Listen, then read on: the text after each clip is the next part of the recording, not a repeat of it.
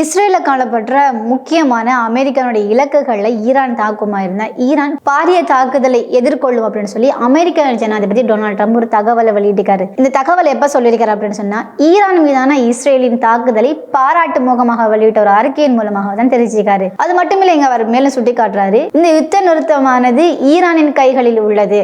அதையும் தாண்டி இந்த ஈரான் யுத்த நிறுத்தத்துக்கு முன்வரவில்லை அப்படின்னு சொன்னா இந்த யுத்தம் நிறுத்தப்படாது அப்படின்னு ஒரு விஷயத்தை வெளியிட்டிருக்காரு. அதோட சேர்த்து ஈரானானது தனது அணுசக்தி திட்டத்தில் ஒரு அமைதியை நிலவுவதாக தெரிவிச்சிருந்துச்சு.